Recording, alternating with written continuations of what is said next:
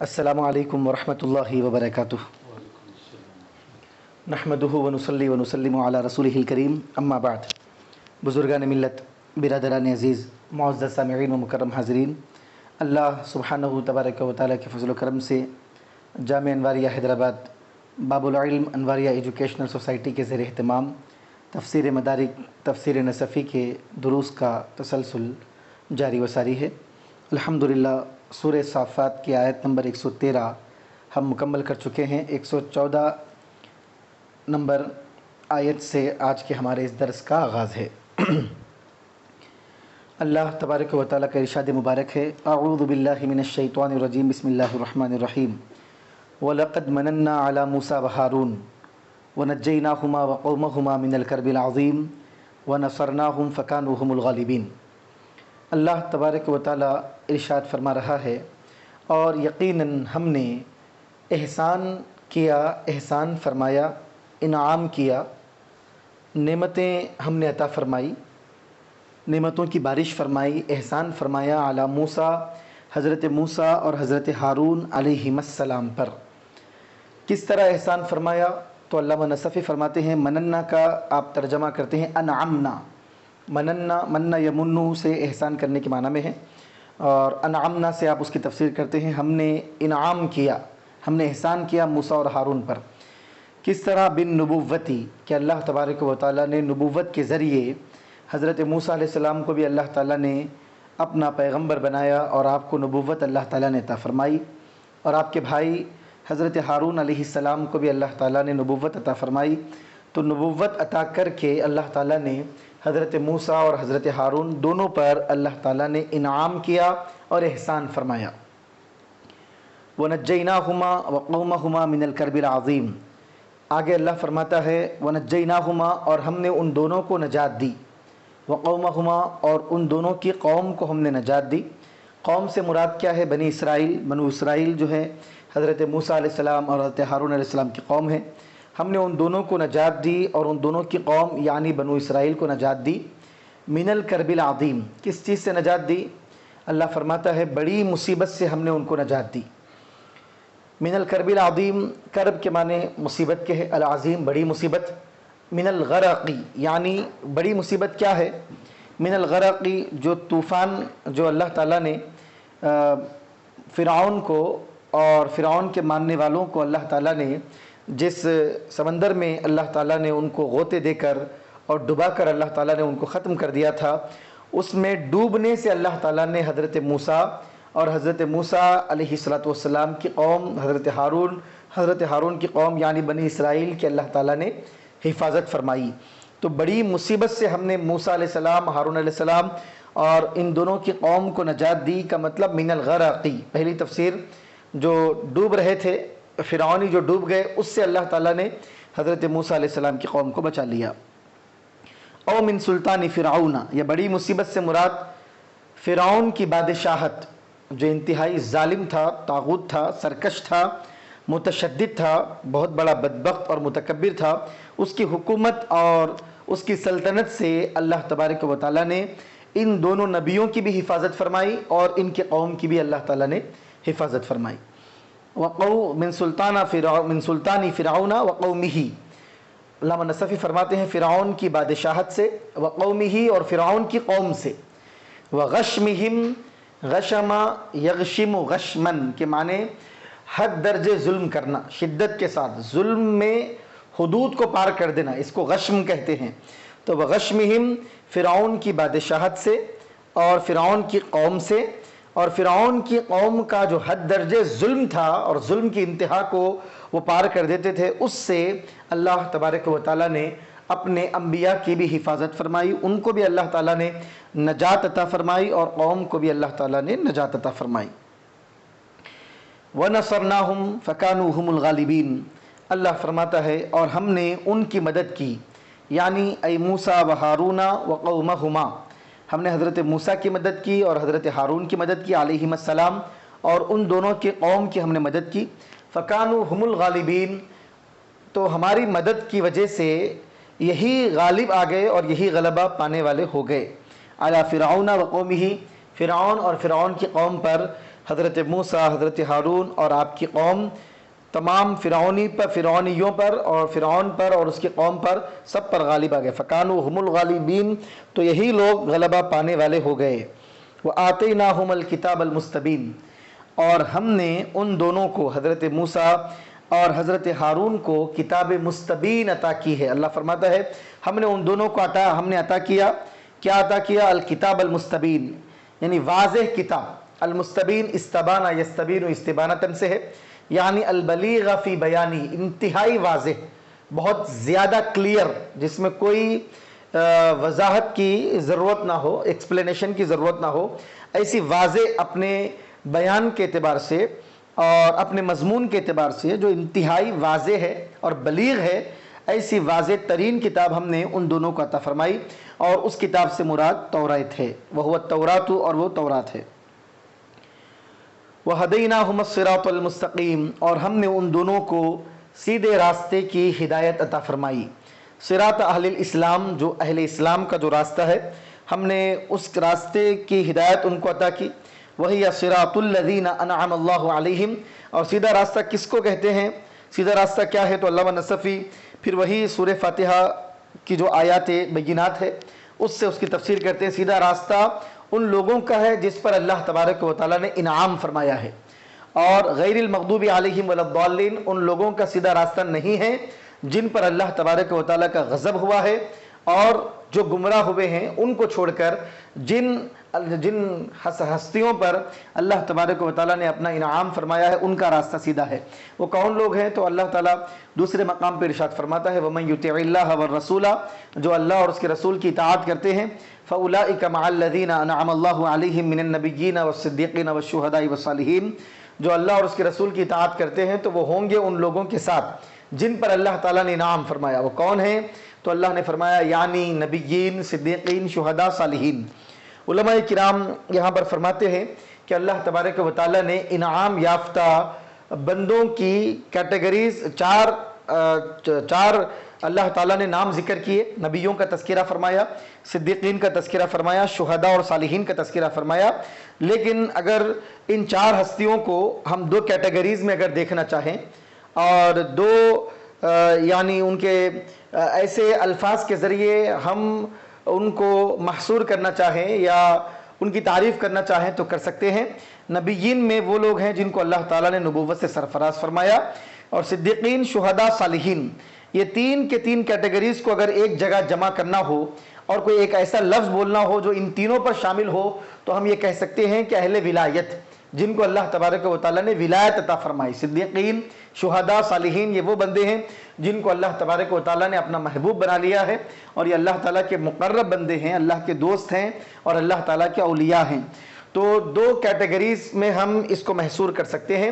اللہ کے انعام یافتہ بندے دو قسم پر ہیں، ایک اصحاب نبوت اور ایک اصحاب ولایت، یعنی وہ جن کو اللہ تعالیٰ نے نبوت عطا فرمائی، اور دوسرے وہ جن کو اللہ تعالیٰ نے ولایت عطا فرمائی۔ تو ہم نے ان دونوں کو، حضرت موسیٰ اور ہارون کو، صراط مستقیم کی ہدایت عطا فرمائی، یا ان لوگوں کا یعنی ان لوگوں کا راستے کی اللہ تعالیٰ نے ہدایت عطا فرمائی جن پر اللہ تبارک و تعالیٰ کا انعام ہے، نہ کہ ان لوگوں کا راستہ جن پر اللہ تعالیٰ کا غضب ہے اور وہ گمراہ ہوئے ہیں۔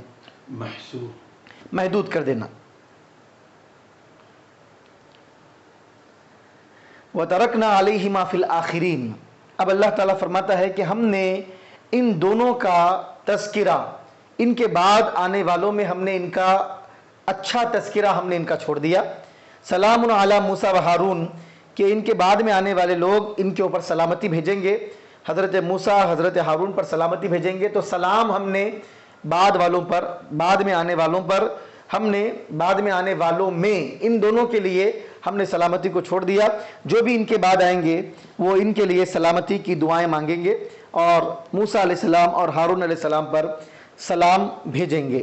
وَتَرَكْنَا عَلَيْهِمَا، اور ہم نے ان دونوں پر چھوڑ دیا، فی الآخرین، بعد میں آنے والوں میں کیا چھوڑ دیا؟ سلام علی موسیٰ و ہارون، یہ بات چھوڑ دی، یہ کلمہ چھوڑ دیا کہ موسیٰ علیہ السلام اور ہارون علیہ السلام دونوں پر، موسیٰ اور ہارون علیہ السلام دونوں پر سلامتی ہو۔ اس سے پہلے بھی آپ نے علامہ نصفی رحمۃ اللہ علیہ نے اس کی تفسیر کی، اس لیے اس کا اعادہ نہیں کر رہے ہیں۔ یہ سلام علی موسیٰ و ہارون، یہ جو جملہ ہے یہ اعراب ہکائی ہے، سلام، کیونکہ ترکنا فعل نا ضمیر اس کا فاعل ہے، تو فعل فاعل اور یہ سلامن اس کا مفعول ہوگا۔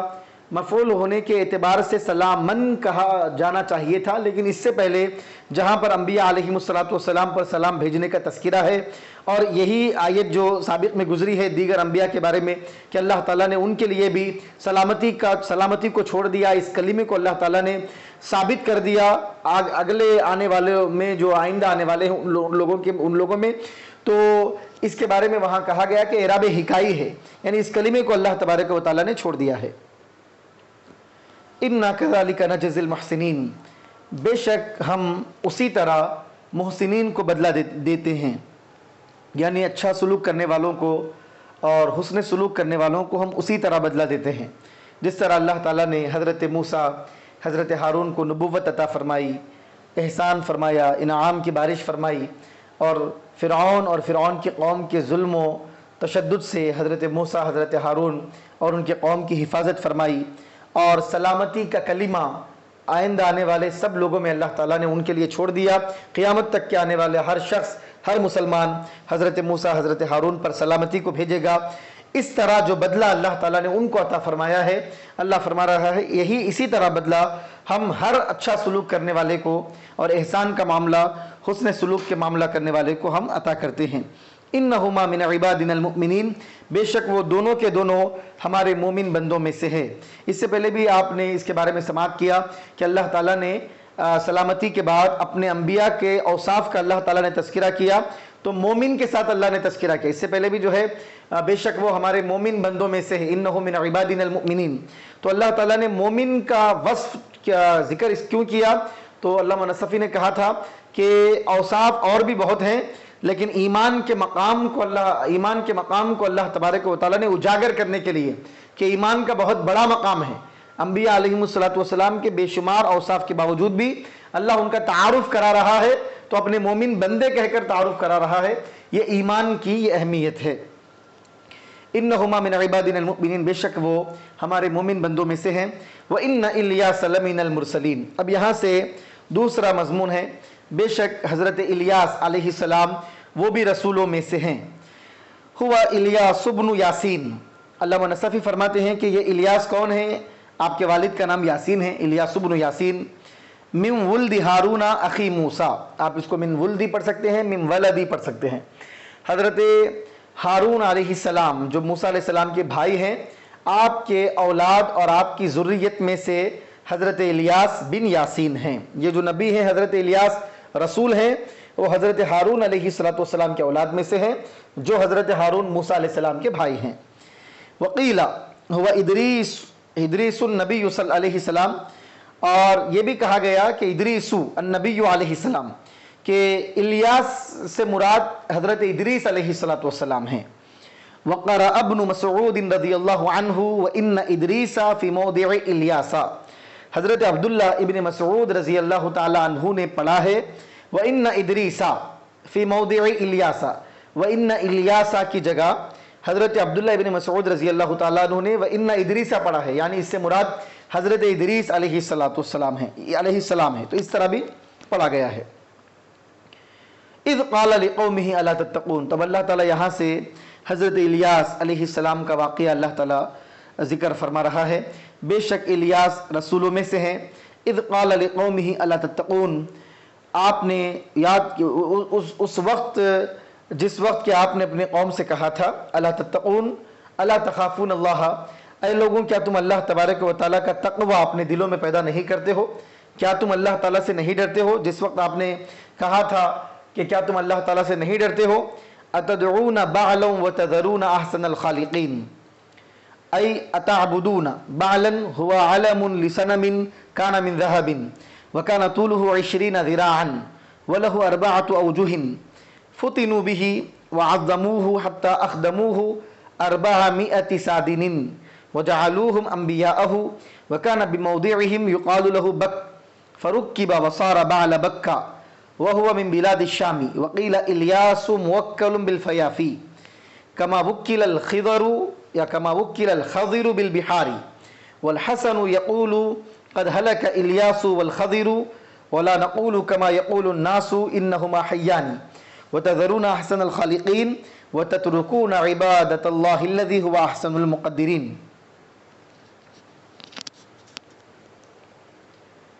اذ قال لقومه الا تتقون، حضرت الیاس علیہ السلام نے اپنی قوم سے کہا تھا کہ جس وقت انہوں نے اپنی قوم سے کہا تھا، کیا کہا تھا؟ الا تتقون، کیا تم ڈرتے نہیں؟ کیا تم اللہ تعالیٰ سے نہیں ڈرتے؟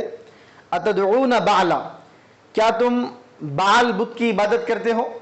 اتعبدون، کیا تم عبادت کرتے ہو بعل بت کی؟ اب یہ بعلا جو لفظ ہے اس کے بارے میں علامہ نصفی رحمۃ اللہ علیہ اس کی تشریح کر رہے ہیں، هو علم لصنم، یہ جو بعل کا لفظ ہے، یہ بعل کیا ہے صاحب؟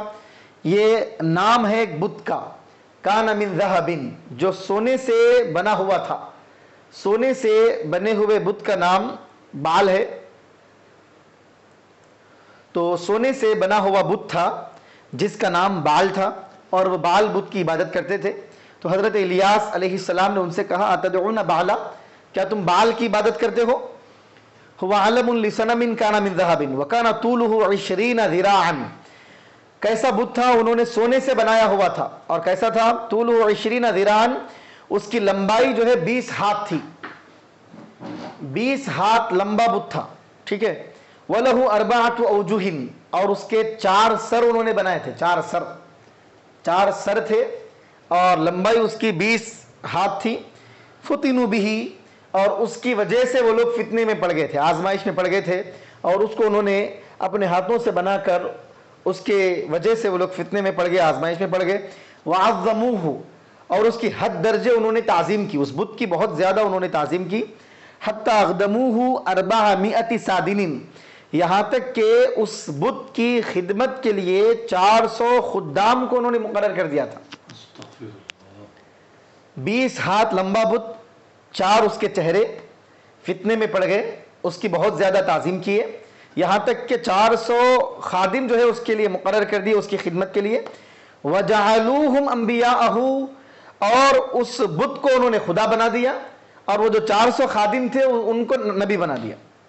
وَجَعَلُوهُمْ أَنْبِيَاءَهُ، اس بت کے نبی، 400 خادم جو پجاری پوجا کرتے تھے اس بت کی عبادت کے لیے، اور اس بت کو مزین کرنے کے لیے، آراستہ پیراستہ کرنے کے لیے، اور لوگوں کے سارے معاملات بت تک پہنچانے کے لیے جن پجاریوں کو انہوں نے مقرر کیا تھا اور جن خادموں کو انہوں نے مقرر کیا تھا، ان خادموں کو وہ نبی سمجھتے تھے، ٹھیک ہے، یہ ان کا عقیدہ تھا۔ تو حضرت الیاس علیہ السلام، آپ دیکھیں یہاں پر غور کریں کہ اللہ کے انبیاء کیسی کیسی بڑی بڑی آزمائشوں سے گزرے، کہ 400 خادم ہیں تو عبادت کرنے والے کتنے ہوں گے آپ یہ اندازہ کریے۔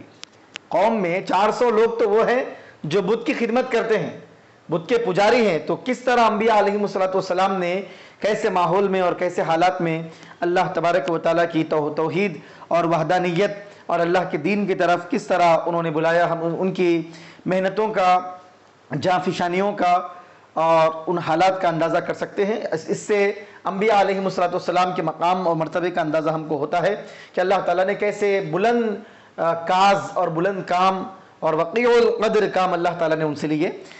وَكَانَ بِمَوْضِعِهِمْ يُقَالُ لَهُ بَكْ، کہتے ہیں کہ یہ بت کہاں تھا؟ تو علامہ نصفی فرماتے ہیں کہ یہ جو بت تھا ایک مقام میں تھا جس مقام کو کہا جاتا تھا بک، یہ بت جس مقام میں تھا اس مقام کا نام تھا بک، باکاف، بک۔ فَرُكِّبَ وَصَارَ بَعْلَ بَک، تو اب علامہ نصفی فرماتے ہیں کہ بال اور بک دونوں کو ملا دیا گیا، بال اور بک دونوں کو ملا دیا گیا، رُكِّبَ دونوں کو جوڑ دیا گیا، وَصَارَ بَعْلَ بَکَّ، اور جوڑنے کے بعد یہ بَعْلَ بَک ہو گیا۔ شہر بک جو ہے شہر کا نام تھا جہاں پر یہ بت تھا، اس بت کو شہر کے نام کے ساتھ جوڑ دیا گیا اور دونوں کو ملا کر ایک نام رکھ دیا گیا۔ کیا رکھ دیا گیا؟ بَعْلَ بَک۔ وَهُوَ مِن بِلَادِ الشام، اور نام کس کا رکھیں؟ بال اور بک دو ملا کے شہر کا نام رکھ دیے، پہلے شہر کا نام صرف بک تھا، بعد میں بت کا نام جوڑ دے کے بَعْلَ بَک اس شہر کا نام رکھ دیا گیا۔ اب یہاں پر آپ نحوی اعتبار سے بھی اس قاعدے کو یہاں پر آپ سمجھیں کہ یہ جو بَعْلَ بَک ہے نحوی اعتبار سے جو ہے اس کی ترکیب کس طرح ہوگی اور بَعْلَ بَک کا کیا ترکیب ہے، اس کو جو ہے اسناد مزجی اس کو کہا جاتا ہے۔ عام طور پہ طلبہ جو نحو پڑھتے ہیں وہ اس بات کو جانتے ہیں کہ یہ اسناد مسجی ہے، یعنی دو کلموں کو ملا کر ایک کر دیا گیا ہو اور ان دونوں کے درمیان کوئی حرف پوشیدہ نہ ہو، پوشیدہ، محذوف، پوشیدہ، چھپا ہوا، دو کلموں کو ملا کر ایک کر دیا گیا ہو اور ان دونوں کے درمیان کوئی حرف پوشیدہ نہ ہو، تو اس کو کہتے ہیں صاحب مرکب منع صرف۔ آپ لوگ جو ابتدائی عام طور پہ طلبہ جو نحو وغیرہ یاد کرتے ہیں ان کو یہاں پر یاد دلایا جاتا ہے کہ مرکب غیر مفید کسے کہتے ہیں؟ مرکب غیر مفید وہ مرکب ہے جس سے پوری بات سمجھ میں نہ آئے۔ مرکب غیر مفید کی کئی قسمیں ہیں، جن میں سے مشہور قسمیں چار ہیں: مرکب اضافی، مرکب توصیفی، مرکب بنائی، مرکب منع صرف۔ مرکب بنائی، مرکب منع صرف میں قدر مشترک چیز کیا ہے؟ دو کلموں کو ملا کر ایک کر دیا گیا ہو۔ مرکب بنائی میں حرف پوشیدہ ہوتا ہے اور مرکب منع صرف میں حرف پوشیدہ نہیں ہوتا ہے، تو یہ مرکب منع صرف ہے۔ اب اس کا اعراب کیا ہے، کس طرح اس کو پڑھا جائے گا؟ اس میں ایک بعل ہے اور ایک بک ہے، تو بعل کو کیسا پڑھیں گے اور بک کو کس طرح پڑھیں گے؟ ٹھیک ہے، تو اس کے اعراب میں تین صورتیں ہیں۔ عام طور پہ طلبہ جو ہے اس بات کو اچھی طریقے سے ذہن میں بٹھائیے۔ یہ بالا بک کے جیسے اور بھی الفاظ ہیں، جیسے کہ حضر موت، یعنی دو کلموں کو ملا کر ایک کر دیا گیا ہو اور ان کے درمیان بلا اضافت و اسناد۔ اور ایک بات یہ بھی ذہن میں رکھیے آپ، یہاں پر کوئی اضافت اور اسناد نہیں ہے۔ اضافت کا مطلب جو ہے پھر وہی، اضافت کا مطلب پہلا جز اس کا مضاف ہو، دوسرا جز مضاف الیہ ہو، مضاف الیہ کے طور پر بھی نہیں جوڑا گیا۔ اور اسناد کا مطلب یعنی اس کا پہلا جز مسند الیہ ہے، دوسرا مسند ہے۔ اسناد کا مطلب کیا ہوتا ہے؟ بات مکمل ہو جاتی ہے، اور اضافت میں بات مکمل نہیں ہوتی۔ لیکن اضافت میں کیا ہے؟ پہلا جز مضاف ہوتا ہے، دوسرا جز مضاف الیہ ہوتا ہے، تو اضافت میں، مرکب اضافی میں دونوں کو مضاف الیہ کے طور پر جوڑا جاتا ہے، اور اسناد میں دونوں کو مسند الیہ اور مسند کے طور پر جوڑا جاتا ہے۔ اور یہاں پر دو کلموں کو جو جوڑا گیا ہے، نہ یہاں پر اضافت ہے نہ یہاں پر اسناد ہے، ٹھیک ہے؟ بغیر اضافت اور بغیر اسناد کے دو کلموں کو ایک ساتھ جوڑا جائے اور ان کے درمیان کوئی حرف پوشیدہ نہ ہو تو اس کو مرکب منع صرف کہتے ہیں۔ مرکب منع صرف کا مطلب یہ غیر منصرف ہے، یہ بات آپ اتنا تو واضح ہے مرکب منع صرف سے، آپ یہ بات سمجھ گئے کہ یہ غیر منصرف ہے۔ تو اس کے اعراب کی تین صورتیں ہیں، ٹھیک ہے؟ پہلی جو اعراب کی صورت ہے یہی زیادہ مشہور ہے اور یہی اعراب اس کا بیان کیا جاتا ہے کہ اس میں جو پہلا اسم ہے یہ مبنی بر فتحہ ہوگا۔ یہ بات ذہن میں رکھیے کہ مرکب منع صرف دو کلموں کو ملا کر ایک کر دیا گیا، بعل ایک کلمہ ہے، بک ایک کلمہ ہے، ٹھیک ہے؟ دونوں کو ملانے کے بعد یہ ہو گیا بعل بک، تو اس میں پہلا اسم کیا ہے صاحب؟ بعلا، یہ پہلا اسم ہے، یہ کیا ہوگا؟ مبنی بر فتحہ ہوگا، خلاص۔ بعلا جو اسم ہے یہ مبنی بر فتحہ ہوگا۔ تو میں آپ کو کیا بول رہا ہوں؟ اعراب کی تین صورتیں ہیں، اس کے تین ترکیبیں، تین اعرابیں اس کے بیان کیے گئے ہیں۔ اس میں سے جو مشہور اعراب ہے، زیادہ مشہور، زیادہ اظہر اور زیادہ اشہر، زیادہ مشہور جو اعراب ہے وہ یہ ہے کہ ان میں جو پہلا اسم ہے یہ مبنی بر فتحہ ہوگا، ٹھیک ہے؟ یہ بات ذہن میں رکھیے۔ مگر یہ کہ دو کلموں کو ایک ساتھ جوڑا گیا، لیکن اگر پہلے کلمے میں اگر یا ہو تو مبنی بر فتحہ نہیں ہوگا، وہاں پہ مبنی بر سکون ہوگا، جیسا کہ معدی قریب، معدی قریب، یہ کلمہ معدی قریب، معدی ایک الگ کلمہ ہے، قریب ایک کلمہ ہے، قرب نہیں ہے، وہ قریب ہے، معدی قریب، تو معدی الگ کلمہ ہے، قریب ایک الگ کلمہ ہے، دو کلموں کو ملا کر ایک کر دیا گیا۔ اب یہاں پہ دیکھیے پہلا جز کیا ہے؟ معدی، تو معدی میں یا ہے تو یا ساکن ہوگی، مبنی بر سکون ہوگا وہ، ٹھیک ہے؟ تو قاعدہ آپ سن رہے ہیں تو استثناء کے ساتھ، یعنی وہاں پہ استثناء وہ یہ بھی سمجھیں آپ، تو ان دو کلموں کو ملا کر ایک کر دیا جائے، اضافت اور اسناد نہ ہو، تو پہلا جو کلمہ، پہلا جو اسم ہے وہ مبنی بر فتحہ ہوگا۔ اگر وہاں پر یا ہو تو مبنی بر فتحہ نہیں ہوگا بلکہ مبنی بر سکون ہوگا، ٹھیک ہے؟ یہاں تک ہو گیا۔ اب دوسرا جو کلمہ ہے اس کا اعراب کیسا ہوگا؟ تو دوسرے کو جو ہے اعراب دیا جائے گا، دوسرا مبنی نہیں رہے گا، دوسرا معرب رہے گا۔ بالا تو مبنی ہو گیا، بالا جو ہے مبنی بر فتحہ ہو گیا۔ اب بک کیا ہے صاحب؟ مبنی ہے معرب ہے؟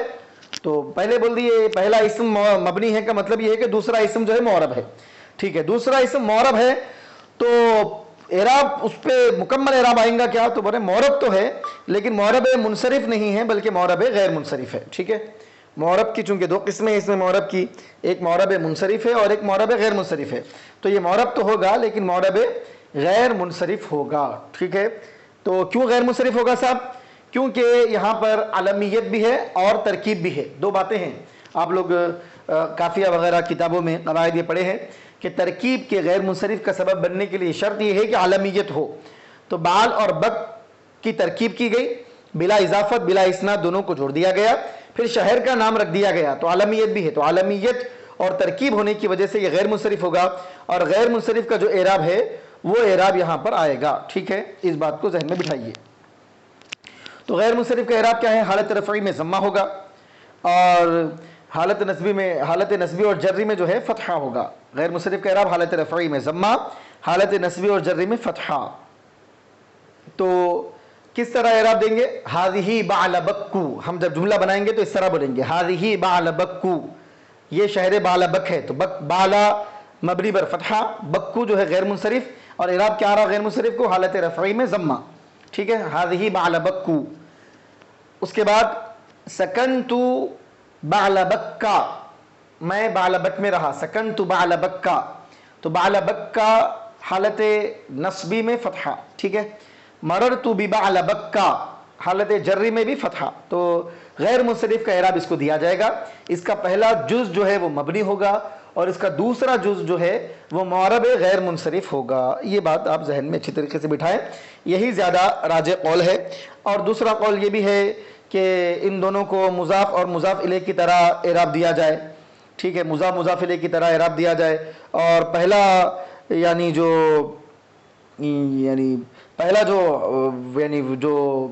اسم ہے، پہلا جو کلمہ ہے اس کو عامل کے مطابق اعراب دیا جائے، اور دوسرا جو کلمہ ہے وہ اس کو مضاف الیہ کا اعراب دیا جائے۔ جیسے مثال کے طور پہ حضرموت آپ لے لیں، حضرموت آپ لے لیں تو آپ کہیں ہذہ حضرموت، حضر جو ہے خبر ہونے کی وجہ سے حضر کو پیش آئے گا، ٹھیک ہے، موتن کو زیر آئے گا کیونکہ حضر کا مضاف الیہ ہے۔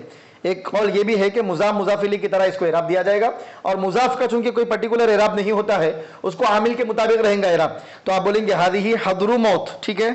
اس کے بعد بولیں گے آپ رأیت حضر موتن، اس کے بعد بولیں گے مررت بحضر موتن، حضر حضرا حضری، بعلو بعلا بعلی، ہذہ بعل بک، ٹھیک ہے، بعل بکن، رأیت بعل بکن، مررت ببعلی بکن۔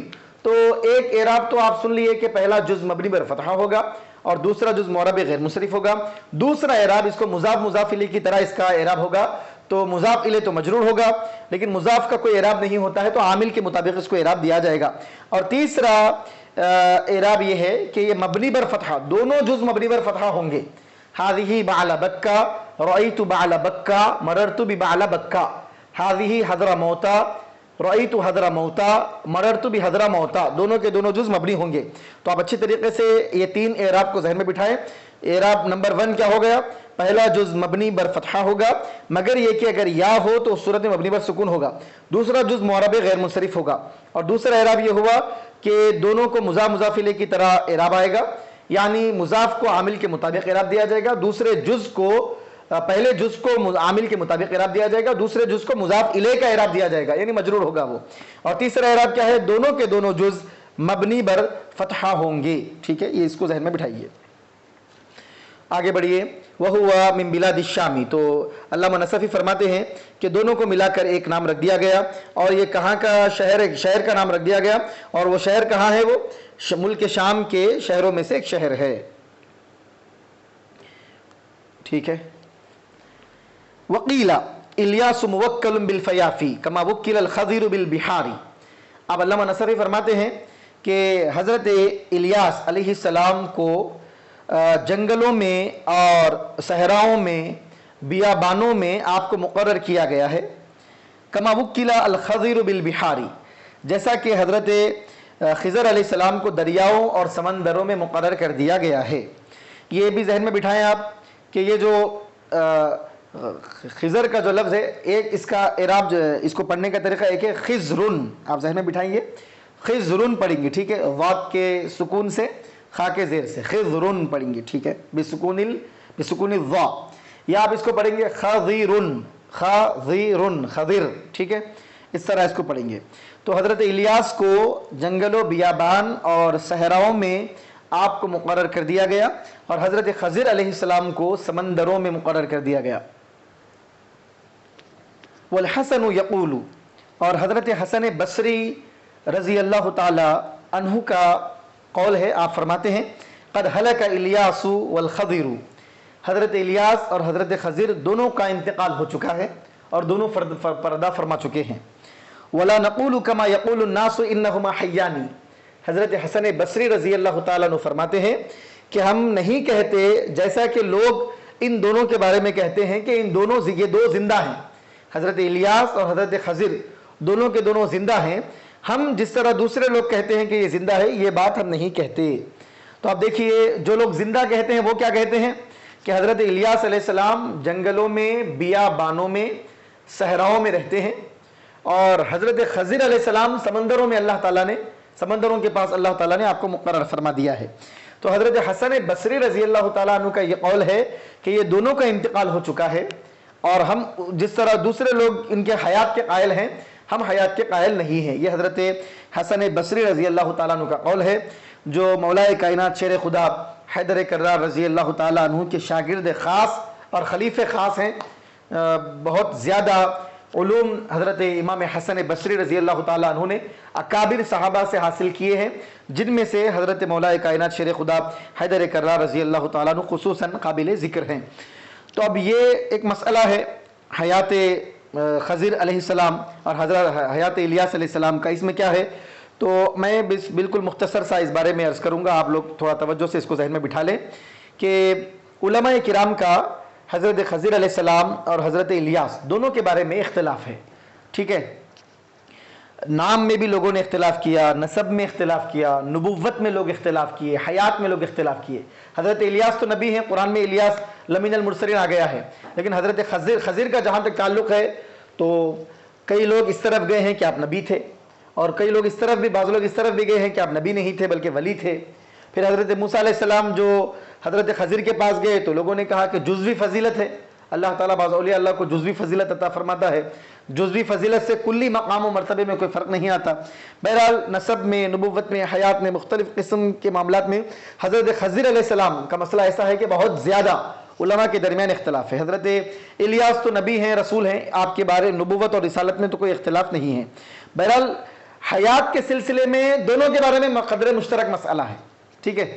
نبی، نبوت اور رسالت کی جہاں تک بات ہے تو حضرت الیاس قرآن کریم کی نص قطعی ہے، آپ رسول اور نبی ہیں، اور حضرت خضر علیہ السلام کے بارے میں قرآن کریم کی کوئی نص موجود نہیں ہے کہ آپ نبی اور رسول ہیں، اس لیے اختلاف ہوا۔ بعض حضرات اپنے دلائل کی روشنی میں نبوت اور رسالت کی طرف گئے ہیں، بعض ولایت کی طرف گئے ہیں، ٹھیک ہے۔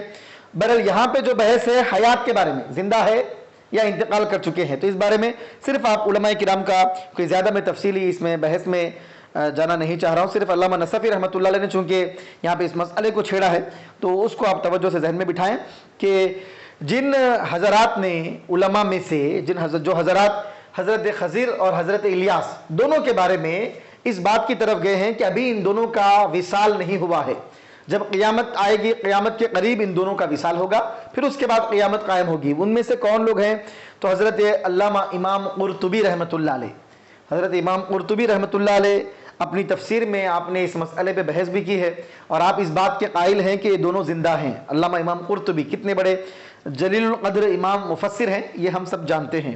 پھر علامہ امام نووی رحمۃ اللہ علیہ، شارح مسلم، ٹھیک ہے، منہاج کے نام سے جو عظیم شرح علامہ امام نووی رحمۃ اللہ علیہ نے کی ہے، شافعی مسلک کی عظیم بنیادوں میں سے بہت بڑی بنیاد علامہ امام نووی رحمۃ اللہ علیہ کی ذات مبارکہ ہے۔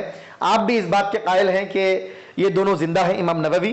اور علامہ ابن صلاح جو اصول حدیث کے بہت بڑے امام ہیں، ابن صلاح جن کا مقدمہ ہے فن حدیث میں، اصول حدیث میں مقدمہ تو ابن صلاح، ٹھیک ہے۔ تو علامہ ابن صلاح رحمۃ اللہ علیہ بہت بڑے محدث اور مصطلحات حدیث اور علم الحدیث، حدیث کے علم پر، حدیث کے علوم پر بہت زیادہ کام کرنے والے علامہ ابن صلاح رحمۃ اللہ علیہ، آپ کا بھی یہی نقطہ نظر ہے۔ اور امام عراقی رحمۃ اللہ علیہ، یہ آپ کا بھی یہی نقطہ نظر ہے۔ بس اوقات علماء کے مابین جب اختلاف ہوتا ہے تو ہم کو ادب الاختلاف اپنانا چاہیے اور دونوں علماء کا جو نقطہ نظر ہے اس کو بیان کرنا چاہیے۔ تو یہاں پہ اختلاف ہے، تو اختلاف میں آپ دیکھیں علامہ نووی اور علامہ ابن صلاح، علامہ امام عراقی، علامہ امام قرطبی جیسے بڑے بڑے حضرات اس طرف گئے ہیں، اور ان کا نقطہ نظر یہ ہے کہ حضرت الیاس اور حضرت خضر دونوں جو ہے باحیات ہیں، زندہ ہے، ٹھیک ہے۔ اور دوسرے ائمہ علماء جن میں سے حضرت امام بخاری رحمۃ اللہ علیہ ہیں، ٹھیک ہے، حضرت ابو بکر ابن عربی ہیں، اور ابن جوزی ہے، ابن کثیر ہے، وغیرہ وغیرہ دوسرے لوگ بھی ہیں جو اس طرف گئے ہیں کہ یہ دونوں کا وصال ہو چکا ہے۔ بہرحال یہ ایک علمی بحث ہے، آپ تھوڑا اس بارے میں بھی ذہن میں بٹھائیں کہ علماء کے مابین یہ اختلاف ہے، صرف ایک ہی طرف موقف آپ کا نہ جھک جائے، چونکہ حضرت امام علامہ نصفی رحمۃ اللہ علیہ نے حضرت حسن بصری رضی اللہ تعالیٰ عنہ کا قول بیان کیا کہ حضرت الیاس اور حضرت خضر دونوں پردہ فرما گئے ہیں، اور ہم نہیں کہتے ایسا جس طرح کے لوگ کہتے ہیں کہ وہ زندہ ہیں۔ تو حضرت امام حسن بصری رضی اللہ تعالیٰ عنہ کا صرف ایک قول دیکھ کر اور دیگر ان کے جو ساتھ ہیں وہ دیکھ کر کہیں دوسرے طرف کا جو نقطہ نظر ہے ہم کو غافل نہیں رہنا چاہیے۔ امت میں ایک بہت بڑی تعداد ہے، بہت بڑے ائمہ ہیں جن کا یہ قول ہے کہ حضرت خضر حضرت الیاس زندہ ہیں، اور بعض اولیاء اللہ سے خصوصاً حضرت غوث اعظم دستگیر رضی اللہ تعالیٰ عنہ کے واقعات میں بھی مختلف چیزوں میں ہم پڑھتے ہیں، حضرت خضر سے ملاقات وغیرہ کے واقعات وغیرہ بھی ہم سنتے ہیں، اور خصوصاً اولیاء اللہ اور اہل تصوف صوفیاء کرام سے حضرت خضر کے باحیات ہونے کا تذکرہ ان کی کتابوں میں ملتا ہے تو سنتے ہیں۔ تو دونوں طرف اپنے اپنے دلائل ہیں، علماء کے اختلاف کو بالکل ادب اور احترام سے ہم کو دیکھنا چاہیے۔ وَتَذَرُونَ أَحْسَنَ الْخَالِقِينَ، حضرت الیاس علیہ السلام نے اپنی قوم سے کہا تھا کہ اتدعون بالا، کیا تم بال جو بت ہے اس کی عبادت کرتے ہو؟ وتذرون احسن الخالقین، اور تم سب سے بہترین خالق کو چھوڑ دیتے ہو جو سب سے بہترین خالق ہے اور سب سے بہترین خلقت کرنے والا ہے، تخلیقی شاہکار، خلقت کے شاہکار پیدا کرنے والا ہے، عظیم جو خالق ہے، سب سے بہترین خالق ہے، کیا تم اس کو چھوڑ دیتے ہو؟ وَتَتْرُكُونَ عِبَادَةَ اللَّهِ الَّذِي هُوَ أَحْسَنُ الْمُقَدِّرِينَ، اب دیکھیے اپنے ہاتھوں سے جس بت کو انہوں نے بنایا تھا اس کی عبادت کرتے تھے۔ تو حضرت الیاس علیہ السلام نے ان کے ذہنوں کو، ان کے دل و دماغ کو جھنجھوڑا اور کہا کہ جس بت کو تم نے اپنے ہاتھوں سے سونے چاندی سے بنایا ہے اس کی عبادت کرتے ہو، اور جو سارے جہاں کا پیدا کرنے والا ہے اور بہترین خالق ہے تم اس کو چھوڑ دیتے ہو۔ وَتَذَرُونَ، اور تم چھوڑ دیتے ہو احسن الخالقین، وَتَتْرُكُونَ، اور تم چھوڑ دیتے ہو عبادت اللہ تعالیٰ کی عبادت کو، الذی هو احسن المقدرین، وہ اللہ تعالیٰ کی ذات جو بہترین فیصلہ فرمانے والا ہے اور بہترین مقرر کرنے والا ہے اور بہترین پیدا کرنے والا ہے، بہترین مقدر لکھنے والا ہے، مقدر بنانے والا ہے۔ قدر یقدر، تقدیر کے معنی مقرر کرنے کے آتے ہیں، اور مقدر میں رکھنے، اللہ تعالیٰ کے ساتھ قدرہ کا لفظ جو ہے اللہ کے لیے جب استعمال ہوتا ہے تو معاملات کو مقرر کرنا، مقدر کرنا، ٹھیک ہے، اس طرح اس کا ترجمہ کیا جاتا ہے۔ اللہ ربکم ورب آبائکم الاولین، کیا تم چھوڑ رہے ہو بہترین خالق کو چھوڑتے ہو؟ اللہ ربکم، اللہ کی ذات کو تم چھوڑ رہے ہو، ربکم جو تمہارا رب ہے، ورب آبائکم الاولین، اور تم سے پہلے جو تمہارے آبا و اجداد، تمہارے باپ دادا جو گزرے ان کا رب ہے۔ بنسب الکلی عراقی غیر ابی بکر و ابی عمر علی البدل من احسن وغیرہم بالرفع علی الابتدائی۔ علامہ نصفی فرماتے ہیں کہ عراقی جو قرہ ہیں انہوں نے ابو بکر اور ابو عمر کے علاوہ عراقی قرہ نے بنسب الکل، پورے کے پورے، یعنی اللہ ربکم ورب آبائکم، اللہ کو زبر سے، ربکم کو زبر سے، پھر رب سیکنڈ تیسرا، یعنی تینوں جگہ نصب کے ساتھ پڑھا، بنسب الکلی، اللہ ربکم ورب آبائکم الاولین، اس طرح پڑھا ہے، ٹھیک ہے۔ کس بنیاد پر پڑھا ہے صاحب؟ علی البدل من احسنا، احسنا سے بدل بناتے ہوئے، وتذرون احسن الخالقین، تو وتذرون، تذرون جو ہے فعل ہے، واو جو واو جمع ہے اس میں اس کا فاعل ہے، احسن الخالقین مضاف مضاف الیہ مل کر یہ مفعول بہ ہے، ٹھیک ہے، مفعول بہ ہے تو احسنا جو ہے حالت نصبی میں ہے، تو احسنا سے اس کو بدل مانیں گے تو یہ بھی حالت نصبی میں ہوگا، اللہ ربکم ورب آبائکم الاولین۔ وغیرہم بالرفع علی الابتدائی، اور ان کے علاوہ جو دیگر قرہ ہے انہوں نے رفع کے ساتھ پڑھا ہے مبتدا ہونے کی بنیاد پر، یعنی اللہ ربکم ورب آبائکم الاولین، اللہ کو رفع کے ساتھ، ربکم کو رفع کے ساتھ، پھر رب آبائکم کو رفع کے ساتھ، یعنی کل کو رفع کے ساتھ پڑھا ہے مبتدا ہونے کی بنیاد پر۔ فَكَذَّبُوهُ فَإِنَّهُمْ لَمُحْضَرُونَ إِلَّا عِبَادَ اللَّهِ الْمُخْلَصِينَ، اللہ فرماتا ہے کہ انہوں نے حضرت الیاس علیہ السلام کو جھٹلا دیا، فَإِنَّهُمْ لَمُحْضَرُونَ، تو اس کی وجہ سے بے شک انہیں جہنم میں، دوزخ میں حاضر کیا جائے گا، الا عباد اللہ المخلصین، مگر اللہ تعالیٰ کے وہ بندے جن کو اللہ تعالیٰ نے اپنے دین کے لیے چن لیا ہے، منتخب فرما لیا ہے، خالص فرما لیا ہے، اللہ تبارک و تعالیٰ ان کو جہنم سے محفوظ فرمائے گا۔ الا عباد اللہ المخلصین من قومہ، حضرت الیاس کی قوم میں سے جو مخلصین بندے ہیں اور وہ بندے ہیں جن کو اللہ تعالیٰ نے اپنے دین کے لیے خالص فرما لیا ہے، اللہ ان کو محفوظ فرما لے گا۔ وَتَرَكْنَا عَلَيْهِ فِي الْآخِرِينَ سَلَامٌ عَلَىٰ الیاسین، اور ہم نے حضرت الیاس کی تعریف میں پچھلے لوگوں میں ہم نے آپ کی تعریف کو باقی رکھ دیا۔ وَتَرَكْنَا عَلَيْهِ فِي الْآخِرِينَ، باقی رکھ دینا، آپ اس طرح بھی اس کا ترجمہ کر سکتے ہیں، وَتَرَكْنَا، ہم نے باقی رکھ دیا، علیہ، ان پر، فی الآخرین، ان کے بعد میں آنے والوں میں، بعد میں آنے والے لوگوں میں ہم نے ان کی تعریف کو چھوڑ دیا۔ کیا چھوڑ دیا؟ سلام علی الیاسین، یہ ہم نے یہ کلمہ چھوڑ دیا کہ حضرت آل یاسین پر سلامتی ہو، ای الیاس وقومہ المؤمنین، یعنی کیا مطلب؟ حضرت الیاس پر بھی اور آپ کی مومن قوم سب پر سلامتی ہو۔ کقولہم الخبیبیون، یعنی ابا خبیب عبداللہ ابن الزبیری وقومہ، جس طرح کہ عرب جو ہے خبیبیون کا لفظ کہتے ہیں، اور خبیبیون سے مراد کیا ہوتا؟ حضرت ابو خبیب جو عبداللہ بن زبیر ہیں اور آپ کی قوم ہیں، تو اس کے لیے خبیبیون کہا جاتا ہے۔ تو جس طرح خبیبیون کہہ کر ابو خبیب عبداللہ بن زبیر اور آپ کی قوم مراد لی جاتی ہے، اسی طرح الیاسین کہہ کر حضرت الیاس اور آپ کی مومن قوم مراد لی گئی ہے، ٹھیک ہے۔ آل یاسین، سلام علی الیاسین کو شامی اور نافع دو قراء نے سلام علی آل یاسین پڑھا ہے، یاسین کی آل پر سلامتی ہو۔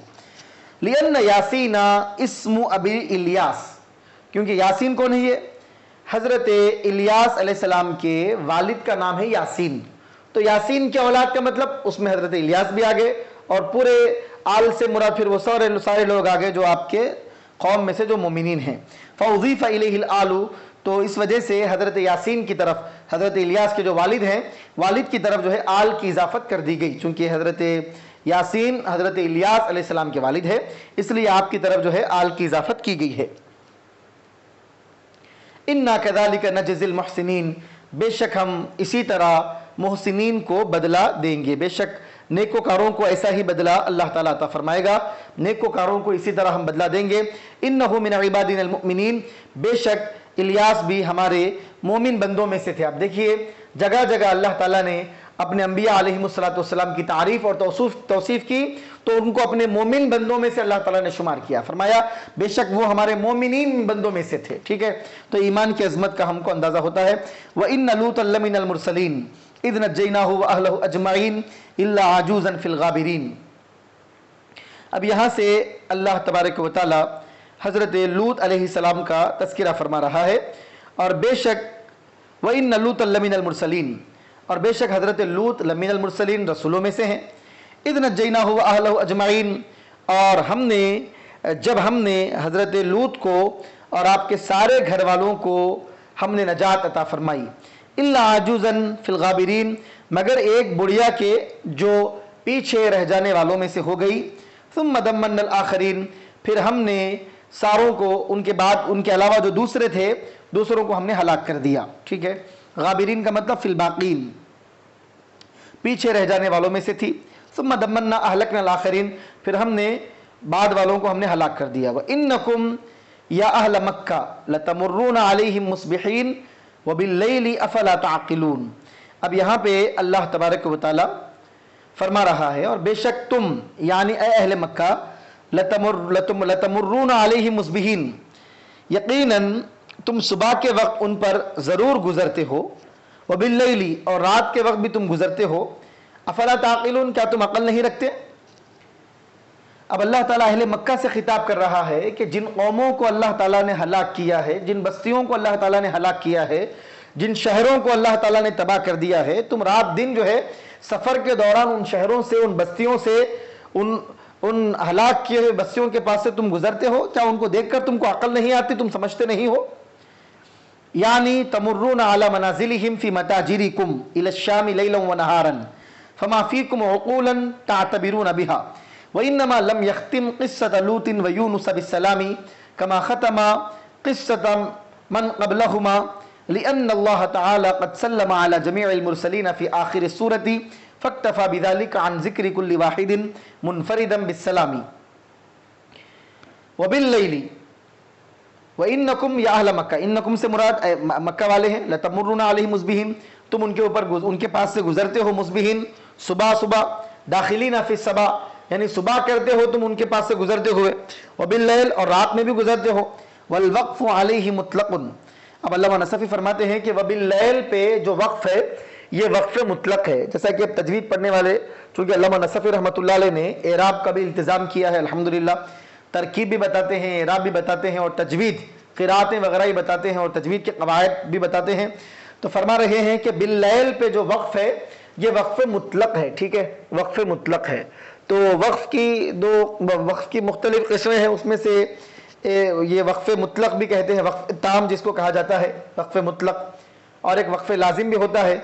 वक्फ लाजिम और वक्फ मुतलक के दरमियान फ़र्क है। वक्फ लाजिम का मतलब ये है कि रुकना ज़रूरी है, वाजिब है, और अगर आप वहाँ पर नहीं रुकेंगे और आगे की आयत को वक्फ लाजिम जहाँ हैं वहाँ के अल्फाज को अगले अल्फाज से आप मिला देंगे तो माना तब्दील हो जाएगा, तो इसको कहते हैं वक्फ लाजिम, वहाँ पर आपका रुकना ज़रूरी है। तो आप इस बात को आप जहन में बिठाएं, वक्फ लाजिम का मतलब जहाँ पर रुकना ज़रूरी होता है, अगर आप नहीं रुकेंगे तो माना और मुराद, अल्लाह ताला का अल्लाह की जो मुराद है और जो माना वहाँ पर है वो माना बदल जाएगा, उसको कहते हैं वक्फ लाजिम। इसलिए कुरान करीम में जहाँ जहाँ वक्फ लाजिम आता है वहाँ पर रुकना चाहिए। जैसे कुरान में वला यहज़ुनका क़ौलुहुम इन्ना नअलमु मा युसिर्रुना व मा युअलिनून, ये आयत मुबारक आप मिसाल के तौर पे ले सकते हैं। वला यहज़ुनका क़ौलुहुम, यहाँ पे क़ौलुहुम के बाद वक्फ लाजिम है, यानी आपको उनकी बात रंजीदा ना करे, आप यहाँ पर रुक जाना है। इसके बाद आप पढ़ेंगे इन्ना नअलमु मा युसिर्रुना व मा युअलिनून, बेशक हम उनके सिर को भी जानते हैं और उनके ज़ाहिर को भी जानते हैं, हम उनके राज और उनके ज़ाहिर को जानते हैं। अगर यहाँ नहीं रुकेंगे तो माना क्या हो जाएगा, आपको उनकी बात रंजीदा ना करे और उनकी बात ये बन जाएगी, काफिर गोया के कह रहे हैं कि हम उनके राज को जानते हैं, हम उनके ज़ाहिर को जानते हैं, अल्लाह की बात जाके काफिरों की बात बन जाएंगी। वो जो कौल अल्लाह का है वो कौल जाके काफिरों का बन जाएगा। तो जहाँ पे रुकना लाजिम है, वक्फ लाजिम, वहाँ पे रुकना ज़रूरी है, वाजिब है। अगर नहीं रुकेंगे तो माना मतलब मुराद बदल जाएगा। और एक वक्फ की दूसरी किस्म है वक्फ मुतलक, जिसको वक्फ ताम भी कहते हैं, जहाँ पर रुकना बेहतर है। अगर आप वहाँ पे रुकेंगे तो रुकना बेहतर है और उसके बाद का जो जुमला है उसको फिर नए सिरे से आप उसका आगाज़ करेंगे, बेहतर है। अगर आप नहीं रुकते हैं और अगले वाले अल्फाज को आप पीछे वाले अल्फाज के साथ मिला देते हैं, नहीं रुकते हैं, तो भी जायज़ है, कोई परेशानी नहीं, उसको कहते हैं वक्फ मुतलक। तो अल्लामा नसफ़ी रहमतुल्लाह अलैह फरमा रहे हैं कि यहाँ पे वबिल्लैली, यहाँ पे वक्फ मुतलक है।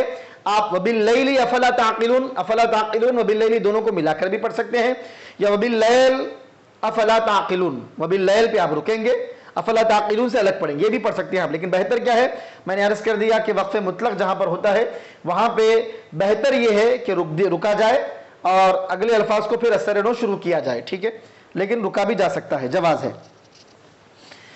वल्वक्फ़ु अलैहि मुतलक अफला ताक़िलून, क्या तुम अक्ल नहीं रखते, यानी तमुर्रून अला मनाज़िलिहिम फ़ी मताजिरिकुम, यानी तुम गुजरते हो उनके मकामात के पास से, तुम्हारे तिजारत के औकात में, तुम तिजारत करने के लिए फ़ी मताजिरिकुम इला शाम, तिजारत करने के लिए जिन मकामात पे तुम जाते हो, मुल्क शाम को तुम तिजारत की गरज से जाते हो, सुबह शाम तिजारत करने के लिए मुल्क शाम जाते हो।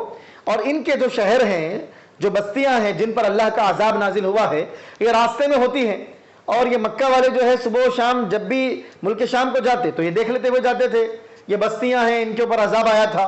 तो इन बस्तियों को देखते हुए, इन कौमों के ऊपर जो अजाब आया उसके निशानियों को देखते हुए फिर भी तुम अक्ल नहीं लाते। फमा फीकुम उक़ूलुन ता'तबिरूना बिहा, तुम्हारे पास अक्ल नहीं है कि तुम जिससे इबरत हासिल करो। अब उसके बाद अल्लामा इमाम नसफ़ी रहमतुल्लाह अलैह फरमाते हैं कि हज़रत लूत और हज़रत यूनुस से पहले जितने अंबिया का अल्लाह ताला ने तज़किरा फरमाया, मुख्तसरी अल्लाह ताला ने अंबिया का तज़किरा किया, लेकिन अल्लाह ताला ने हर नबी के किस्से को ख़त्म करते वक्त अल्लाह ताला ने उस नबी पर ख़ास तौर पे सलाम का तज़किरा किया। लेकिन हज़रत लूत और हज़रत यूनुस अलैहिस्सलाम, इन दोनों के किस्से को अल्लाह ताला ने ख़त्म किया, तो वहाँ पे साबिक़ा अंबिया के किस्से की तरह पर्टिकुलर इनके नामों के साथ सलामती का लफ्ज़ नहीं है। तो क्या वजह है? तो फिर अल्लामा नसफ़ी फरमाते हैं कि सूरा जहाँ ख़त्म हो रहा है, सूरह साफ़ात, वहाँ पर अल्लाह ताला ने सारे रसूलों पर सलाम भेज दिया है। تو اس پر اکتفا کرتے ہوئے پرٹیکولر یہاں پر ہر نبی کے ہر رسول کے اوپر سلام نہیں بھیجا گیا ہے۔ وَإِنَّمَا لَمْ يَخْتِمْ قِصَّةَ لُوطٍ وَيُونُسَ بِالسَّلَامِ، اور فرماتے ہیں کہ اللہ تعالیٰ نے لوط علیہ السلام اور یونس علیہ السلام کے قصے کو سلام کے ذریعے اس لیے ختم نہیں کیا کما ختم قصة من قبلہما، جس طرح کہ اللہ تعالیٰ نے ان دونوں سے پہلے جو نبی ہیں ان کے قصے کو اللہ تعالیٰ نے سلام کے ذریعے ختم کیا ہے۔ لأن اللہ تعالیٰ، کیونکہ اللہ تبارک و تعالیٰ نے قد سلم علی جمیع المرسلین فی آخر سورتی، سورہ کے آخر میں اللہ تعالیٰ نے سارے رسولوں پر سلامتی اللہ نے بھیج دی ہے۔ فاکتفا بذالک، تو اللہ تعالیٰ نے اکتفا کیا اس کے ذریعے ان ذکر کل واحد منفردا بالسلامی، ہر ایک کا انفرادی طور پر سلام کے ذریعے ذکر کرنے سے اللہ تعالیٰ نے اکتفا کر دیا۔ کس کے ذریعے؟ سارے رسولوں پر سلامتی ہے، یہ قول کے ذریعے۔ وَإِنَّ يُونُسَ لَمِنَ الْمُرْسَلِينَ، اب یہاں سے اللہ تعالیٰ حضرت یونس علیہ السلام کا تذکرہ فرما رہا ہے، اور بے شک حضرت یونس رسولوں میں سے ہیں۔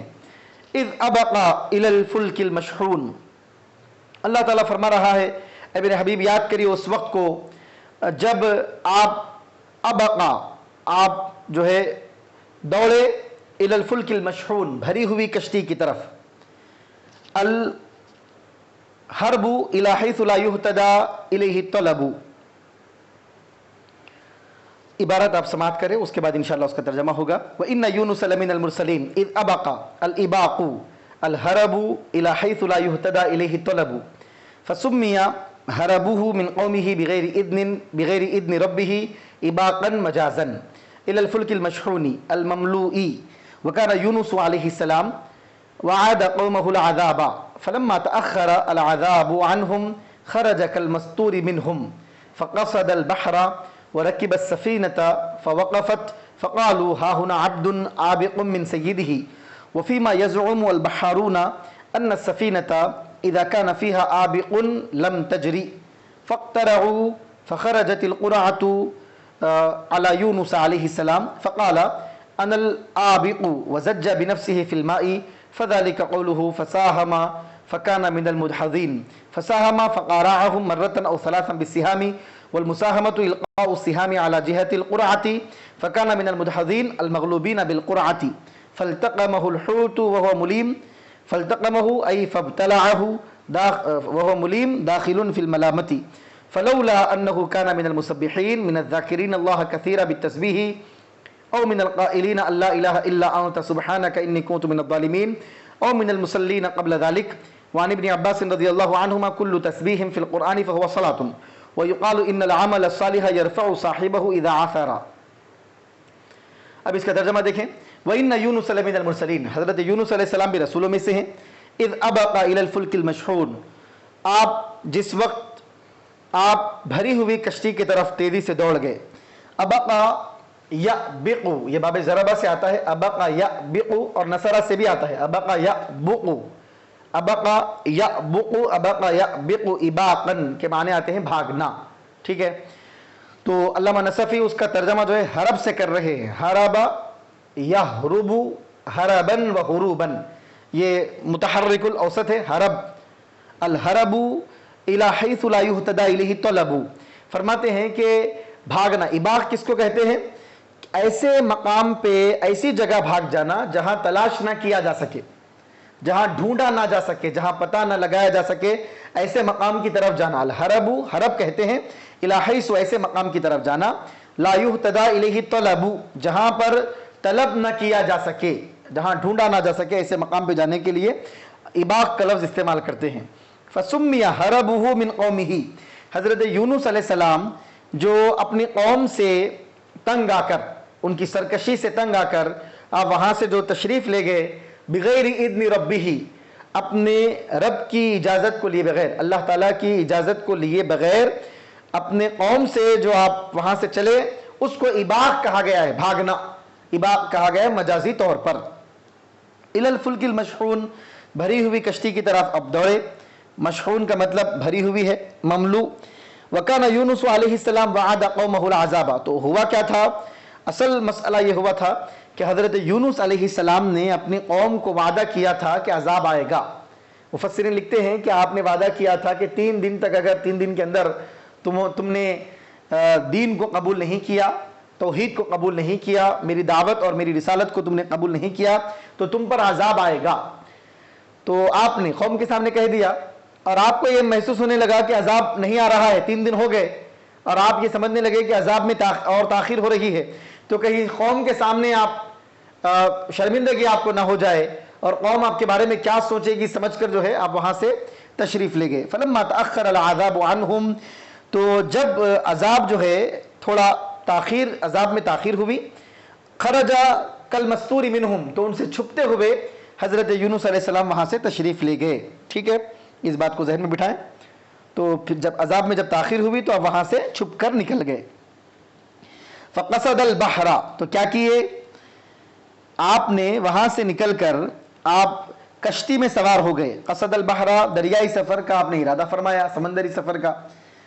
ورکب السفینۃ، اور ایک کشتی میں آپ سوار ہو گئے۔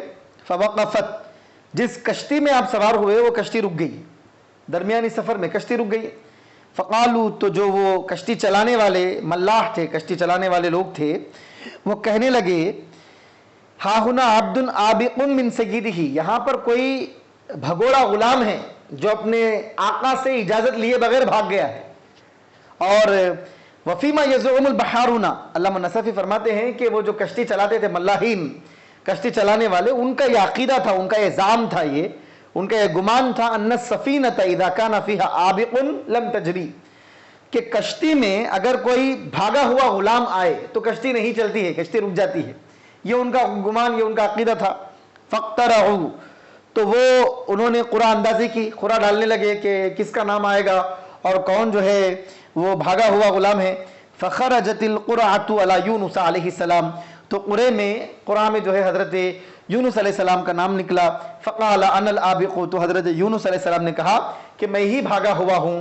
وزج، آپ کہنے لگے کہ میں اپنے رب کی اجازت لیے بغیر اپنی قوم سے میں بھاگ گیا۔ وزج بنفسہ فی الماء، اور آپ نے اپنے آپ کو پانی میں ڈال دیا۔ وزج بنفسہ بالماء فی الماء، آپ نے اپنے آپ کو پانی میں ڈال دیا۔ فذلک قولہ، تو اللہ تعالیٰ اس کا بیان، اس کا ذکر فرما رہا ہے۔ فساہم فکان من المدحضین، حضرت یونس علیہ السلام نے بھی قرعہ میں حصہ لیا کہ آپ کا نام آتا ہے یا نہیں آتا ہے۔ فقارعہ مرۃ او ثلاثا بالسہام، ایک مرتبہ یا تین مرتبہ، ٹھیک ہے، قرعہ ڈالا۔ انہوں نے تیر اندازی کے ذریعے، تیر کے ذریعے قرعہ ڈالا جاتا تھا، ان کا ایک اپنا مخصوص طریقہ تھا۔ ایک مرتبہ یا 3 مرتبہ قرعہ اندازی کی، اور یہ مساہمہ، ساہمہ جو ہے مساہمہ سے ہے، اور مساہمہ کسے کہتے ہیں تو علامہ نصفی فرماتے ہیں والمساہمۃ القاء السہام علی جہۃ القرعۃ، قرعے کے طور پر، قرعہ اندازی کے طور پر تیر ڈالنے کو مساہمہ کہتے ہیں۔ تو قرعہ اندازی کے طور پر تیر کو 1 مرتبہ نہیں 3 مرتبہ ڈالا گیا، 3 مرتبہ بھی حضرت یونس علیہ السلام کا نام ہی اس میں آیا۔ فکان من المدحضین، تو قرعہ ڈالنے کی وجہ سے آپ مغلوب ہو گئے، اور قرعے میں مغلوب رہنے والوں میں سے آپ کا شمار ہو گیا، آپ کے اوپر قرعہ غالب آ گیا، آپ کا نام نکل گیا، بالقرعۃ، قرعے کے ذریعے آپ مغلوب ہو گئے۔ فالتقمہ الحوت وهو ملیم، تو جیسے ہی قرعے میں آپ کا نام آیا تو آپ نے کہا کہ میں ہی وہ بھاگا ہوا غلام ہوا اور میں اپنے رب کی اجازت کے بغیر بھاگ گیا۔ اور یہ افسوس کرتے ہوئے حضرت یونس علیہ السلام نے اپنے آپ کو سمندر میں ڈال دیا، چھلانگ لگا دیا آپ نے۔ جیسے ہی چھلانگ لگائی تو مچھلی وہاں پر موجود تھی جو منہ کھولے ہوئے تھی۔ فالتقمہ الحوت، مچھلی نے آپ کو اپنے منہ میں لے لیا۔ وہو ملیم، اور حضرت یونس علیہ السلام ملامت کر رہے ہیں کہ میں نے کیوں، میں رب کے، میں چونکہ انبیاء علیہ السلام کا معاملہ ہے، یہاں پر ایک نازک سا مسئلہ ہے، اس بات کو ذہن میں رکھیں کہ انبیاء علیہ السلام کو اللہ تعالیٰ نے معصوم رکھا ہے، نہ انبیاء سے نہ کوئی گناہ کبیرہ ہوتا ہے نہ کوئی گناہ صغیرہ، سبحان اللہ، نہ کوئی گناہ کبیرہ انبیاء سے ہوتا ہے نہ کوئی گناہ صغیرہ۔ تو حضرت یونس جو یہاں سے تشریف لے گئے تھے، اس کو کیا کہا جائے گا، یہ خلاف اولا ہے۔ اولا یہ تھا، بہتر یہ تھا کہ آپ نہ جائیں، لیکن آپ وہاں سے تشریف لے گئے۔ تو ہوا مسئلہ کیا ہوا، حضرت یونس علیہ السلام وہاں سے نکل گئے تو عذاب میں تاخیر ہوئی، لیکن عذاب آنا شروع ہو گیا، عذاب کے آثار نمایاں ہونے لگے آسمانوں پر، اور عذاب کی بھیانک ایک شکل جب قائم ہو گئی تو وہ جو بچے تھے، بڑے تھے، بوڑھے تھے، عورتیں تھے، مرد حضرات تھے، شیرخوار بچے تھے، سب کو لے کر حضرت یونس علیہ السلام کی قوم جو ہے میدان میں آ گئی، اور تڑپ کر گڑ گڑا کر حضرت یونس علیہ السلام کی قوم اللہ تعالیٰ کی بارگاہ میں مغفرت کی بھیک مانگنے لگی اور کہنے لگی مولا ہم سے گناہ ہو گیا ہے اور ہم کو معاف فرما۔ تو اللہ تعالیٰ نے معاف کر دیا۔ تو جو عذاب کے جو شکل تھی، جو ہیبت جو ان کے اوپر طاری ہو گئی تھی کہ اب عذاب نازل ہوگا، اور حضرت یونس ان کو وعدہ کر دیے تھے کہ 3 دن کے بعد عذاب آئے گا، تھوڑی تاخیر ہوئی لیکن عذاب شروع ہو گیا، وہاں پہ عذاب آنا، اس کے آثار شروع ہو گئے۔ قوم جو ہے اللہ تعالیٰ کی بارگاہ میں معافی مانگی، جیسے ہی انہوں نے معافی چاہی اور مغفرت طلب کی تو اللہ تعالیٰ نے ان کو معاف کر دیا، تو جو عذاب آ رہا تھا اللہ تعالیٰ نے اس کو روک دیا۔ یہ معاملہ حضرت یونس کے جانے کے بعد ہوا، حضرت یونس وہاں سے نکل گئے تو آپ ملامت کرتے ہوئے جو ہے مچھلی کے منہ میں چلے گئے، مچھلی آپ کو نگل لی۔ فلولا انه كان من المسبحين للبث في بطنه الى يوم يبعثون۔ اب اللہ فرماتا ہے کہ اگر ایسا نہ ہوتا کہ یونس علیہ السلام تسبیح کرنے والوں میں سے نہ ہوتے اور اللہ تعالیٰ کا کثرت سے ذکر کرنے والوں میں سے نہ ہوتے تو مچھلی کے پیٹ میں قیامت تک مچھلی کے پیٹ میں ہی رہتے، الى یوم یبعثون، لوگوں کو اٹھائے جانے تک، مرنے کے بعد جو دوبارہ اٹھایا جاتا ہے اس وقت تک آپ جب اٹھائے جاتے ہیں مچھلی کے پیٹ سے، یعنی آپ کی قبر مبارک ہی مچھلی کے پیٹ میں بن جاتی، یہ مطلب للبث فی بطنہ الی یوم یبعثون۔ اب آپ تفسیر دیکھیے، علامہ نصفی فرماتے ہیں اگر آپ تسبیح کرنے والوں میں سے نہ ہوتے، یعنی من الذاکرین اللہ کثیرا بالتسبیح، یعنی تسبیح کے ذریعے اللہ کا بہت زیادہ ذکر کرنے والوں میں سے نہ ہوتے۔ ایک تو تسبیح سے مراد اللہ کا ذکر کرنا بہت زیادہ، یہ مطلب، او من القائلین، یا تسبیح کا مطلب جو تسبیح مشہور ہے، لا الہ الا انت سبحانک انی کنت من الظالمین، یہ ورد آپ کا تھا، یہ اگر کہنے والوں میں سے نہ ہوتے کہ اے مولا لا الہ الا انت، کوئی معبود نہیں ہے تیرے علاوہ، تو پاک ہے، بے شک میں اپنے آپ پر ظلم کرنے والوں میں سے ہوں، او من المصلین قبل ذلک، یا پھر جو ہے آپ مچھلی آپ کو اپنے پیٹ میں لینے سے پہلے آپ عبادت گزاروں میں سے تھے، بہت زیادہ عبادت کرنے والوں میں سے تھے آپ، ٹھیک ہے، یہ بھی معنی بہت زیادہ نمازیں پڑھنے والوں میں سے تھے، اللہ تعالیٰ کی بارگاہ میں رکوع اور سجود کرنے والوں میں سے تھے، من المصلین قبل ذلک۔ 3 باتیں ہو گئی اب تک۔ پہلی لولا انہ کان من المسبحین، مسبحین کا پہلا مطلب اللہ تعالیٰ کا بہت زیادہ ذکر کرنے والے، دوسرا مطلب لا الہ الا انت سبحانک انی کنت من الظالمین، یہ قول کا بہت زیادہ ورد کرنے والے، تیسرا مطلب آپ بہت زیادہ نمازیں پڑھنے والے تھے۔ وعن ابن عباس رضی اللہ عنہما، حضرت عبداللہ ابن عباس رضی اللہ تعالیٰ عنہما سے روایت فرماتے ہیں کل تسبیح فی القرآن فہو صلاۃ، قرآن کریم میں جہاں بھی تسبیح کا ذکر آیا ہے اس سے مراد نماز ہے، حضرت عبداللہ ابن عباس رضی اللہ تعالیٰ عنہ کا یہ قول ہے۔ وَيُقَالُ إِنَّ الْعَمَلَ الصَّالِحَ يَرْفَعُ صَاحِبَهُ إِذَا عَثَرَ۔ اب فرماتے ہیں علامہ نصفی رحمۃ اللہ علیہ اس واقعے کے پیش نظر کہ آپ کی تسبیح کی برکت سے اللہ تعالیٰ نے آپ کو مچھلی کے پیٹ سے نکالا، صحیح سالم سلامتی کے ساتھ اللہ نے آپ کی حفاظت فرمائی۔ تو اس واقعے سے کو دیکھ کر علماء کرام نے یہ کہا ہے، اور یہ کہا جاتا ہے، اور بھی کئی احادیث مبارکہ ہے جن کو دیکھ کر، قرآن کریم کی اور بھی آیتیں ہیں جن کو دیکھ کر یہ نتیجہ اخذ کیا گیا ہے، ان العمل الصالح یرفع صاحبہ اذا عثر، کہ نیک کام کرنے والے کو اگر وہ مصیبت میں ہو تو اس کی مدد کرتا ہے، اور اگر وہ پریشانی میں ہو، اگر وہ لغزش کھاتا ہے، عثرہ کے معنی جو ہے، عثرہ یا عثر کے معنی لغزش کھانا، اور پیر پھسل کر گر جانا، لغزش کھانا، ٹھوکر کھانا، پریشانی میں مبتلا ہو جانا، مصیبت میں مبتلا ہو جانا۔ تو جب آدمی کوئی مصیبت میں مبتلا ہوتا ہے تو نیک کام اس نے جو نیک کام کیا تھا وہ نیک کام اس مصیبت سے اس کو نکالتا ہے، اس مصیبت سے اس کو اٹھاتا ہے، یہ کہا گیا۔ دیکھیے آپ کہ اللہ تعالیٰ فرما رہا ہے اگر آپ تسبیح کرنے والوں میں سے نہ ہوتے، ان کے نیک عمل کو اللہ تعالیٰ نے سبب بنایا کہ اگر آپ زیادہ کثرت سے اللہ کا ذکر کرنے والوں میں سے، تسبیح کرنے والوں میں سے نہ ہوتے، اگر یہ عادت آپ کی نہ ہوتی تو پھر جو ہے قیامت تک آپ جو ہے مچھلی کے پیٹ میں رہتے۔ مطلب یہ ہے کہ نیک عمل کو ہلکا نہیں جاننا چاہیے۔ آدمی جو ذکر کرتا ہے، اذکار میں رہتا ہے، اوراد میں رہتا ہے اور نمازیں پڑھتا ہے، جو نیکیاں کرتا ہے، وہ آدمی کو کرتے رہنا چاہیے کہ بندہ جانتا نہیں کہ کون سی مصیبت آتی ہے اور اللہ تعالیٰ کس نیک عمل کے بدلے میں اس مصیبت سے بندے کو چھٹکارا عطا فرماتا ہے۔ لَلَبِثَ فِي بَطْنِهِ إِلَى يَوْمِ يُبْعَثُونَ، اب یہ یوم یبعثون تک، مرنے کے بعد اٹھائے جانے کے دن تک جو ہے مچھلی کے پیٹ میں رہتے، اس کا مطلب کیا ہے؟ تو علامہ نصفی فرما رہے ہیں الظاہر لبسہ حیا الی یوم البعث، آیت کا ظاہری معنی یہ ہے کہ آپ یوم بعث، مرنے کے بعد اٹھائے جانے تک زندہ وہاں پہ باقی رہتے اور ویسے ہی رہتے اور وہیں سے آپ کو اٹھایا جاتا، ٹھیک ہے، یہ مطلب ہے۔ یا پھر وعن قتادہ، اور حضرت قتادہ رضی اللہ تعالیٰ عنہ سے یہ ہے لکان بطن الحوت لہو قبرا الی یوم القیامہ، کہ مچھلی کا پیٹ ہی آپ کے لیے قبر بن جاتا قیامت تک۔ وہیں پہ آپ کا انتقال بھی ہو جاتا، وہی آپ کا قبر بھی بن جاتی، اور جب مرنے کے بعد جب اٹھایا جاتا ہے دوبارہ، تو مرنے کے بعد جب اٹھایا جاتا ہے تو مچھلی کے پیٹ سے ہی آپ نکلتے.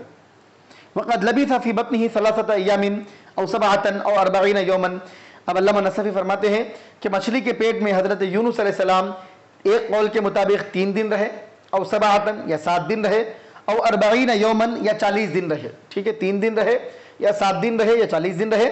وعن الشعبی رحمہ اللہ، اور حضرت امام شعبی رحمۃ اللہ علیہ سے یہ چیز منقول ہے کہ حضرت یونس علیہ السلام التقمہ ضحوۃ ولفظہ عشیۃ.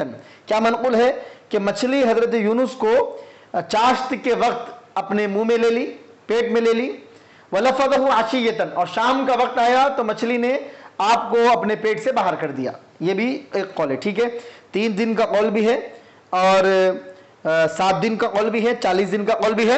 اور حضرت امام شعبی رحمۃ اللہ علیہ سے منقول ہے کہ چاشت کے وقت میں مچھلی نے آپ کو اپنے منہ میں لیا، اور شام کے وقت میں جو ہے مچھلی نے آپ کو اپنے منہ سے باہر کر دیا اور اپنے پیٹ سے باہر کر دیا.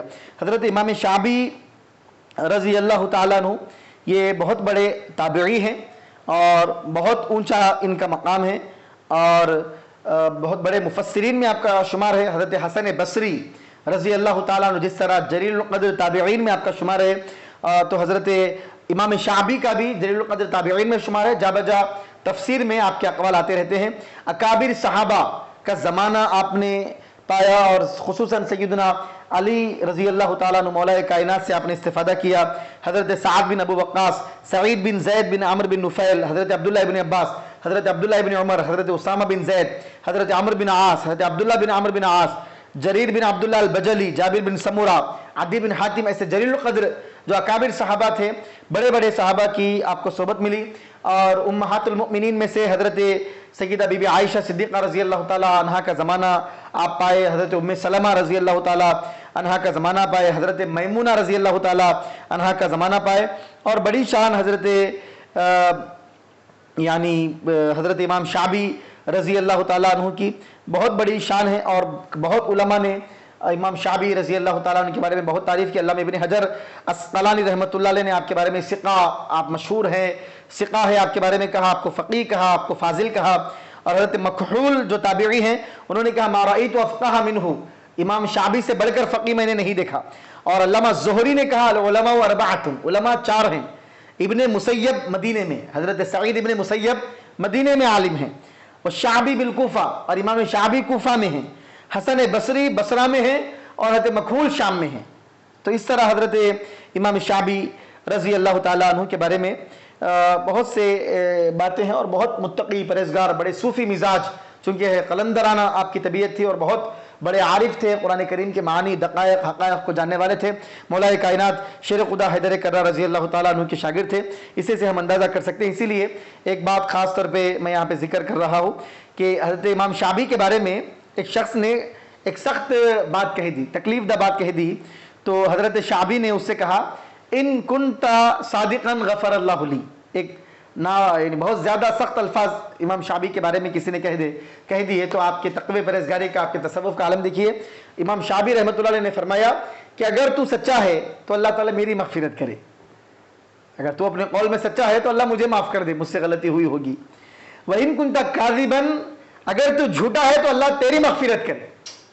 آپ دیکھیے کس قدر تقوی اور پرہیزگاری کا عالم، اور کیسا ان کا دل، اور کیا للہیت.